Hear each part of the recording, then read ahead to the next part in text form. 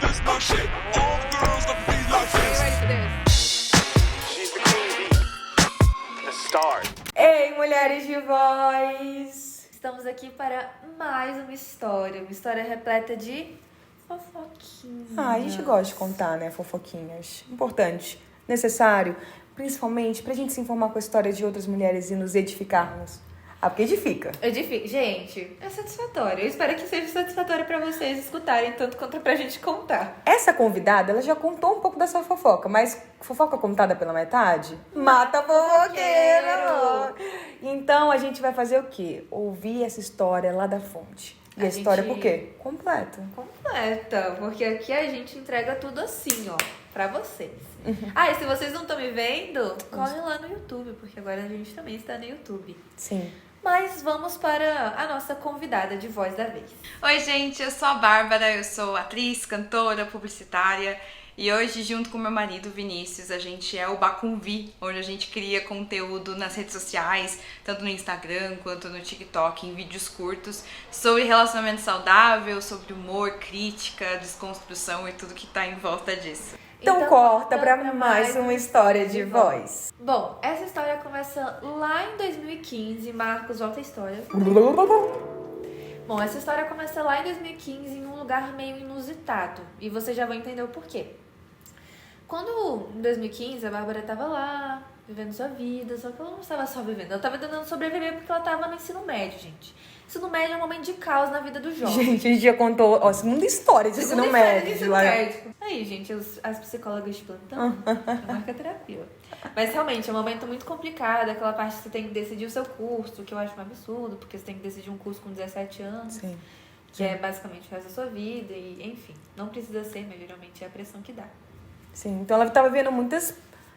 Tava vendo um momento de escolhas, de realmente expectativas das pessoas e dela também. E tudo isso estava sendo muito difícil. Então, enquanto ela estava vivendo esse momento desafiador, de sofrimento, pra onde que ela foi? Pra terapia! Sim, e quando ela foi buscar a terapia, ela realmente conversou com a psicóloga, apresentou as coisas que estavam acontecendo com ela, e elas chegaram num diagnóstico. Então ela não se autodiagnosticou, viu? Ela buscou com a psicóloga ali um diagnóstico que foi o de ataque de pânico. Ela teve crise de ataque de pânico. E o que acontece? Nesse momento em que tudo isso estava acontecendo, que estavam sendo momentos de muitas escolhas, de muito sofrimento para ela, a psicóloga realmente sinalizou para ela: vai ser desafiador a gente lidar com tudo isso. A gente vai ter que encarar para lugares ali que são desconfortáveis, que são vulneráveis, mas vamos juntas nesse processo. Ela falava, você vai arranjar desculpas pra não vir, você vai arranjar desculpas pra não ouvir, pra me chamar de mentirosa, pra falar que eu tô inventando coisas, porque é difícil olhar. Mas a partir do momento que você começa a ver, parece que não dá mais pra fechar esse olho do autoconhecimento, né? Parece que depois que você abre uma portinha, tudo vem, assim, numa avalanche. Bom, e em nenhum momento a gente conversou com a Bárbara pra ela falar bem da psicologia, tá? Sim, sim. Até porque vale ressaltar, não estamos aqui como psicóloga e futura psicóloga, né? Gente, nada a ver não. Mas, realmente, parece que foi um processo muito bom pra Bárbara e foi muito importante pra ela. Sim. Porque a partir dessa terapia, ela conseguiu lidar melhor com as suas emoções, ela conseguiu enxergar os seus relacionamentos, todo tipo de relacionamento. Então, relacionamento familiar, relacionamento com a sua família, ou com seus amigos, relacionamentos externos também. Com os namoradinhos. Então, tipo assim, ela conseguiu entender, enxergar a forma como ela vê, como ela interpreta as relações. Como ela está nas relações, né? E eu acho que essa que é a riqueza do processo terapêutico, né? Às vezes a gente vai pra X e sai de lá com A, B, C, D, E, F, G, H e todo o resto do alfabeto, né? A gente acha que é um ponto tal, mas quando a gente tá tocando esse ponto, a gente tá necessariamente também tocando outros aspectos. É aquilo que eu sempre falo, assim, eu falei que a gente não tá aqui como psicóloga, mas vou trazer uma boa metáfora. Que aqui a terapia começou a ser uma teia de aranha mesmo, né? Sim. Querendo ou não, se a gente toca que ela foi lá tocar sobre questões de desempenho, sobre desafios que ela estava acontecendo no ensino médio, mas afetou todos os outros pontos da vida dela. E assim, gente, foi incrível a Bárbara ter tido essa experiência com essa psicóloga. Sim, a gente sabe que não é todo mundo que tem uma experiência positiva, Sim, né? Exato. Mas a experiência da Bárbara foi muito boa. E conta pra gente nos comentários, então, se você teve uma experiência boa, uma experiência... Eu já tive. Você já teve experiências ruins com psicólogo? Já. Nossa. Eu fui uma vez pro psicólogo falando assim, não, estou péssima. Aí ele falou assim, era um homem. Aí ele falou Uma assim... minha experiência ruim também foi com homem. Aí ele falou assim, você não precisa de terapia. Eu fiquei assim, mas moça, você não viu o que eu acabei de contar? Depois disso, eu não quis mais ir pra terapia. E quando eu era criança, minha psicóloga, quando eu era criança, me abandonou. Você nunca te contei essa história? Não. Ai, essa história é Mais terrível. Maquinho fofoca. Não, essa história é terrível. Vou só contar um spoiler. Basicamente, num dia eu cheguei lá, eu vi que tinha gente lá, porque dava pra ver que tava, tipo, a porta tava trancada. Aí, tava com a luz, assim, acesa, que dava pra ver pelo chão. E tava bem geladinho saindo o ar-condicionado, assim, da porta. Aí eu fiquei lá batendo, não sei o que, e ela não respondeu. Minha mãe ligava, ela também não respondia. E aí depois ela nunca mais O trauma levantava. da criança é muito bom. E hoje em dia eu sou psicóloga, que loucura, né? Olha só. Mas a minha experiência ruim com psicólogo também foi um psicólogo homem. Que eu tava lá porque eu tava muito ansiosa com as coisas do ensino médio. E aí ele tava muito mais ansioso que eu. Então ele, não, tudo bem, a gente vai montar um cronograma pra você estudar mais, não sei o que. E ele ficava o tempo inteiro falando muito rápido e fazendo... Eu falei, meu Deus, tô mais ansiosa, Deus. Sim, sim. E a gente fala muito sobre isso, né? Que às vezes é importante a gente entregar algo diferente do que a pessoa tá vivendo ali, né? Então, se a pessoa é muito rígida, a gente tem que trazer mais flexibilidade. Mostrar na prática como que isso se aplica. Então, se você tava ansiosa, a pessoa tava na prática te mostrando que é ansiedade, você ficava tipo... Meu Deus, já Sim. foi demais. Mas voltando pra Bárbara. Ela estava nesse período todo de autoconhecimento, ressignificar as coisas, descobertas, né, na terapia, também vivendo mudanças, não só internas e, enfim, de crenças e coisas assim, mas vivendo mudanças físicas. Ela tinha acabado de se mudar para São Paulo. Então, imagina, 17 anos, tá ali se mudando, sem os pais, porque ela foi sozinha, vale ressaltar. Foi sozinha mesmo, sem nenhuma rede de apoio lá. Então, ela não conhecia um tio, um primo que morava... Não, só. 17 anos, ela foi só pra São Paulo. E eu acho que foi um momento muito desafiador mesmo pra ela, porque foi realmente colocar em prática várias coisas que ela tava ali vivendo na terapia. E eu não sei vocês, mas tem muitas pessoas que ao viverem esse processo de olhar para sua história, às vezes até tentam encontrar formas de fugas, de tentar sair daquele momento assim de não aguento mais pensar nisso, e você tá tão imerso naquilo. Só que pra Bárbara, imagina, gente, ela tava vivendo todas essas mudanças ali, olhando para várias questões que estavam gerando sofrimento para ela, sozinha. Então, a cabeça dela ali devia estar cheia de coisa. Deve ter sido desesperador, porque... Agora, outra história, gente. Eu lembro que quando eu tinha 17 anos, eu fui pra São Paulo e eu fui passear. E aí eu lembro perfeitamente que eu tava indo na Avenida Paulista e eu tava com umas amigas minhas. E eu falei, nossa, a gente tinha que chamar nossas mães. Aí elas viraram pra mim e falaram, Elisa, você tem 17 anos. Daqui não sei quantos meses você vai fazer 18. Você já vai ser maior de idade. Falei, meu Deus, eu vou ser maior de idade daqui a não sei quantos meses. Então, imagine você tá tendo que morar sozinho, você tá tendo que se reinventar. E realmente foi uma fase muito desafiadora pra Bárbara. E eu nem imagino que ela teve que passar, tendo 17 anos e tá fazendo isso tudo sozinha mais uma vez. Só que ao mesmo tempo que foi extremamente desafiador e em nenhum momento a gente quer romantizar esse processo. A gente sempre pra fala ela. sobre isso, né? Mas acontece, gente, faz parte da vida. As coisas difíceis acontecem e a gente não pode falar também, então eu vou viver sofrer pra sempre. E nem tipo, eu preciso sofrer pra viver. O processo não aconteceu, cíclicos. Exato. Só que ao mesmo tempo que foi muito desafiador, ela conseguiu ir desenvolvendo essa parte de, eu tô sozinha e o que eu vou fazer? E ela conseguiu se acolher ao ponto da sua presença não ser um problema, ou da ausência da presença de outras pessoas. Sim. Então, ela foi entendendo que, tudo bem, eu tô sozinha e eu vou aprender a lidar com isso tudo, eu tô sozinha, mas tá tudo bem. E aos poucos ela foi aprendendo a ver essa nova fase da vida dela. Exato. E até que esse ficar sozinha não foi mais um problema pra ela. Sim. Sabe aquela famosa frase, assim, que você tem que se completar? Você nunca tem que esperar a metade da laranja? Lê um livro, a parte que falta. A Elisa sempre vai trazer isso. Pra quem estava com a gente desde a outra temporada, né, daqueles outros momentos, ele sempre citava esse livro. A cara do Marcos tá atrás do vídeo fazendo assim, ó. Ele que editou várias vezes assim, ó. Eu lembro. Eu lembro muito bem. E nunca li, porque o Marcos não lê. Mas voltando. Vou dar pro Marcos. Vou dar pro Marcos. Marcos não vai ler. Vai ler, sim. Bom, Marcos cortou provavelmente a parte em que a gente estava aqui conversando sobre ele. Que ele falou que ele não é o foco. Claro, né? Homem de escuta. Mas, realmente, voltando para a história de Bárbara, já que o Marcos não falou que ele não quer se expor aqui, um dia a gente expõe ele lá no Fofoca. Boa. Mas voltando para a história da Bárbara, então, claro que ela tava naquele movimento, tipo assim, não preciso dessa parte de falta. Eu me basto, assim. E não num lugar também de uma pseudo-autossuficiência, que ninguém tem. Mas ela entendia, se for para eu estar numa relação, que realmente seja uma relação saudável, uma relação boa, que aquela outra pessoa, ela seja minha parceira. E de modo algum, acho que isso é importante também. Quando a gente fala sobre essa relação e esse desejo de relação, quando a gente fala em saudável, não é aquela outra pessoa que então vai ser devota, gente, aquela pessoa que vai ser o príncipe encantado, que nos fazem achar que é isso que significa uma relação saudável, principalmente com mulheres, que vai ser o príncipe que vai aparecer e vai salvar nossas vidas e que vai vir com todos os dias flores e blá, blá, blá, blá, blá. Não. Ele é um cara ou uma mulher, enfim, que seja uma pessoa que venha ali para somar. Uma pessoa que venha realmente para fazer sentido para aquela vida que ela estava tendo com ela mesma. E ela acho que trouxe muito isso, né? Eu queria estar numa relação em que fosse tão boa quanto a relação que eu tenho comigo mesmo. Nossa, isso é muito saudável, quando você consegue ter essa percepção. E aí passou um tempo, Bárbara estava em São Paulo, Bárbara estava sozinha, e ela começou a conhecer um caritia. Ai, Elisa. Bom, Sabe aquela música?